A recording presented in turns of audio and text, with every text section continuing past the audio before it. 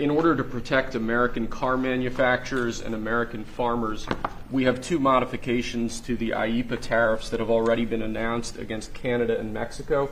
This first order relates to Canada.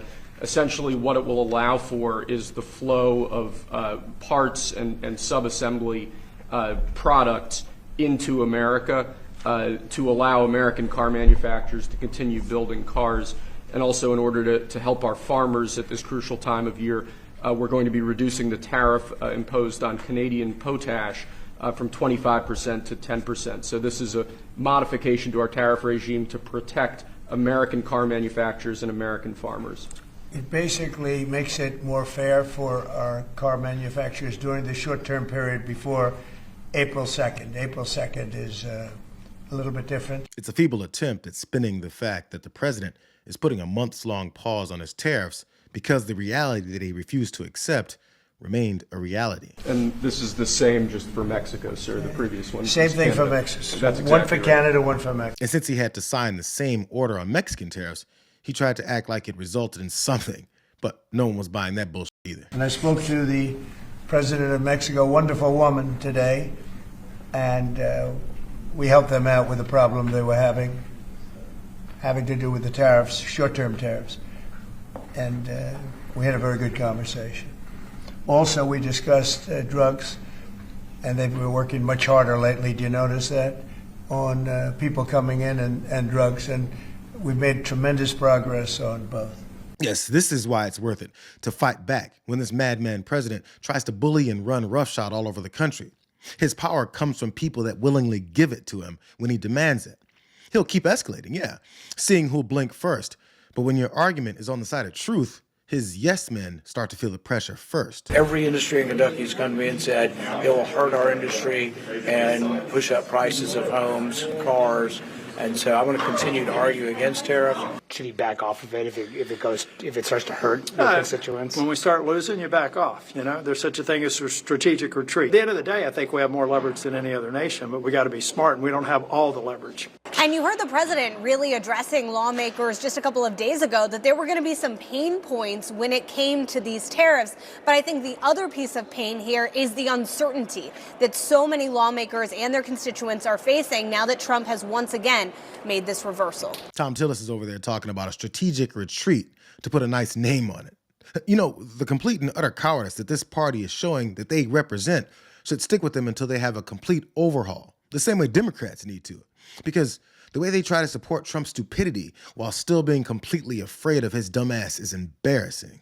I think President Trump, on economics and otherwise, is doing very well. But you remember the old saying, the danger of rising high is that the air gets thin. I'm worried about the tariffs. Yep. I'm not saying that tariffs are going to cause inflation. President Trump did them in his first term, and they didn't. I'm saying that we just don't know. We're in very obscure territory. We're in uncharted waters. I think if the tariffs do start to cause inflation, I think the president will back away from them. And I'm not saying that I don't trust President Trump, but you know, there's another saying, you know, trust in God, but tie up your camel. You know, I mean, if this starts causing inflation, we're going to have to recalibrate. Because I'm telling you, I'm not saying the border isn't important, and Ukraine and the Middle East and culture wars and the Academy Awards and the Super Bowl, all those things are important. But the single most important thing, the things that moms and dads worry about when they lie down to sleep at night and can't, and the thing they expect the president to fix is high prices. And we can do it, but we've got to start.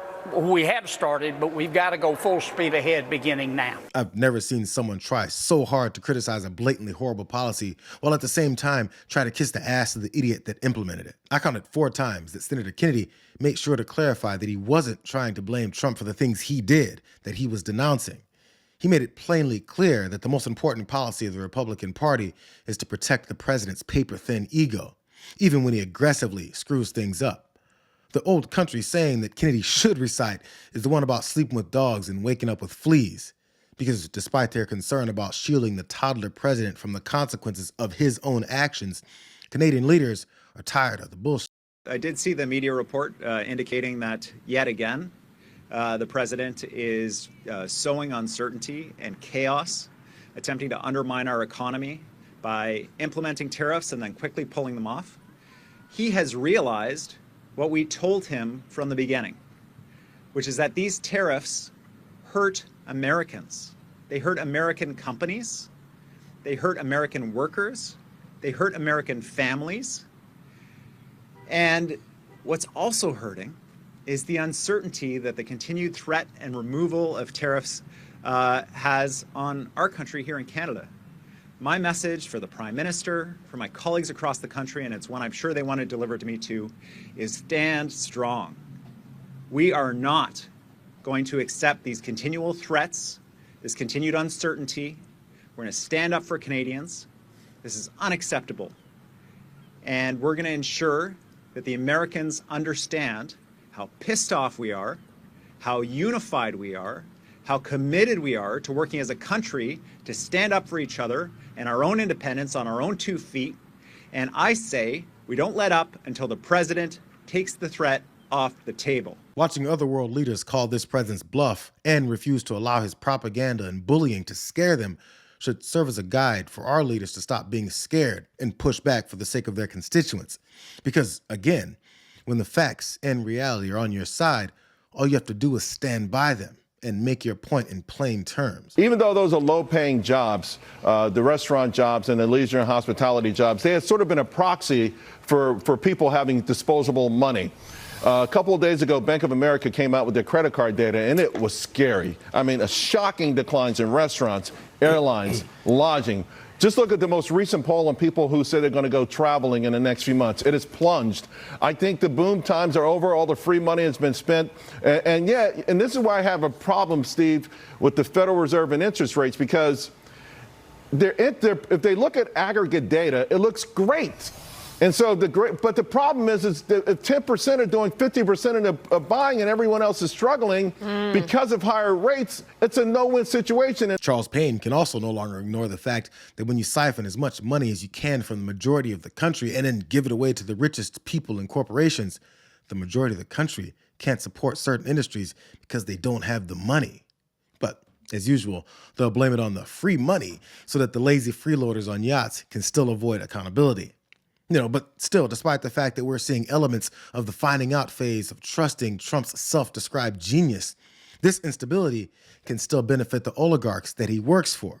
I mean, Molly Plufkins pointed out that the first step is to announce these tariffs, then the stock market drops. Step 2, billionaires buy lots of stock. Step 3, immediately roll back tariffs. Stock market rebounds. And this is how the rich get richer. So most people are left wondering which ridiculous fight will be unnecessarily put through the next week when power-hungry, ego-driven president like Trump has a new idea to compensate for his long list of weaknesses. Because right now, it seems like the rest of the world is onto him. Foreign Affairs Minister yesterday called all of this a psychodrama. How do you characterize it? Thursday.